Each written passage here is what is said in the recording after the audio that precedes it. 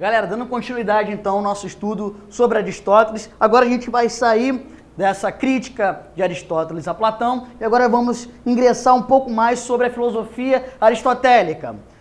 Lembrando, Aristóteles está preocupado em encontrar ou em elaborar uma teoria sobre o ser. Mais uma vez, lembrando, esse campo de estudo a gente chama de ontologia, tranquilo? O que a gente precisa saber sobre essa essência, sobre o ser que Aristóteles propõe? Primeiro, ele diz que o conhecimento verdadeiro é um conhecimento que é gerado a partir das suas causas. Então, é importante que a gente preste atenção, que a gente entenda na concepção aristotélica o que seriam essas causas. Então ele vai elaborar ali uma cadeia de 4 causas que serão importantes na resolução para desenvolvimento desse conhecimento e para se ter a ciência desse ser, beleza? A causa material, a causa formal, causa eficiente e causa final. É claro, vai ficar muito mais simples quando eu der um exemplo. Vamos dar um exemplo de uma árvore, por exemplo. Vamos dar um exemplo de desenvolvimento de uma árvore até ela se tornar uma cadeira efetivamente, beleza? Vamos dizer que a causa material é o próprio tronco dessa árvore. A causa formal seria a transformação dessa árvore numa madeira, num objeto que vai ser moldado para se transformar numa cadeira. A causa eficiente já é a ação, essa cadeira enquanto finalizada, enquanto já preparada para utilização, e a causa final é o porquê da transformação dessa madeira, dessa árvore, na sua própria finalidade, que é a cadeira. É claro que a cadeira posteriormente pode ter sua ação modificada e ser utilizada e ser reutilizada. Na verdade, ela pode ser a causa material de uma nova construção, tranquilo? O que a gente precisa saber a partir daí?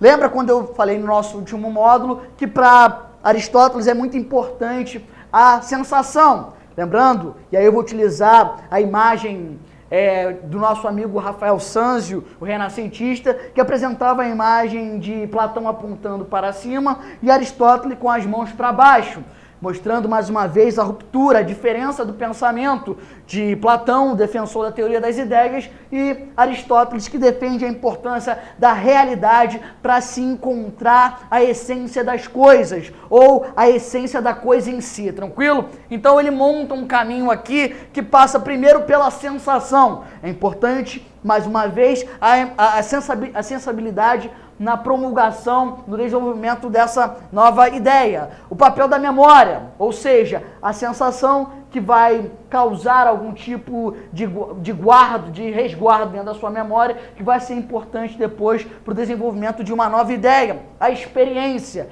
a importância dessas sensações que vão construindo memórias e que vão gerando a própria experiência. Essa experiência que depois vai ser utilizada no desenvolvimento da arte e, por fim, dentro da percepção aristotélica, da epistê, da ciência, do conhecimento, que é o ponto final para ele. A ciência é a área por excelência, a epistemologia é a área por excelência, onde se alcança a verdade das coisas, tranquilo? Bom, o que a gente precisa entender a partir daí? Aristóteles vai desenvolvendo a percepção dessa junção entre a realidade e entre as ideias, e ele vai compor o que a gente conhece como a substância. Para ele, então, e aí a gente vai entender como é que Aristóteles ele consegue congregar a ideia e a sensibilidade, a substância seria formada a partir da matéria e da forma.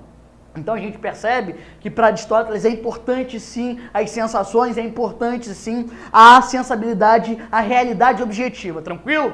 Galera, substância, o que significa a substância na percepção aristotélica? A substância é o elemento primordial, é aquilo que é o gerador, que vai gerar, que é o início das coisas, beleza? Claro que eu não estou falando aqui da cosmologia lá dos pré-socráticos. A substância para ele é o que vai de fato possibilitar conhecer a coisa em si, é aquilo que vai possibilitar que o indivíduo consiga alcançar as coisas em si, tranquilo? A partir daí, o que a gente percebe? Que Aristóteles vai falar sobre o conceito de potência e ato. O que significa isso? Coloquei aqui, potência, matéria disponível para formar o ser. O que significa isso, galera? Significa basicamente que o nosso amigo Aristóteles está dizendo que a matéria existente, ela pode ser transformada, ela pode ser utilizada em algo real, em algo legítimo, em algo e naquilo que ele chama de ato, ou seja, ser que se forma a partir da potência, a matéria disponível que vai ser utilizada e transformada em alguma coisa. E isso é o ato, a potência e o ato, nem toda potência vai gerar um ato, isso é importante que fique frisado também, mas é importante que toda potência tenha essa capacidade geradora ou tenha essa possibilidade de se transformar num ato, tranquilo? Por último, é importante que Aristóteles coloque aqui a ideia de que existam substâncias simples e substâncias complexas. É claro, dentro da percepção de uma realidade tão complexa, é factível que existam substâncias mais simples e substâncias mais complexas. E por último, aí entrando num conceito que vai ser o tema do nosso próximo módulo, a ideia da ética. Galera, o que a gente precisa saber sobre isso? Aristóteles diz que a ética, de acordo com ele, a boa relação entre os indivíduos, a relação entre a sociedade, lembrando que é o Aristóteles que diz que o homem é um animal político, ele se dá através do meio termo, do justo meio. Ou seja, galera, lá na sua obra Ética Nicômaco, ele diz exatamente que o homem que é virtuoso é o homem que consegue viver a partir de uma relação baseada no meio termo, tranquilo? Eu espero que tenha ajudado, eu espero que vocês consigam ter captado aí as noções básicas do pensamento aristotélico e a gente se vê numa próxima. Um abraço.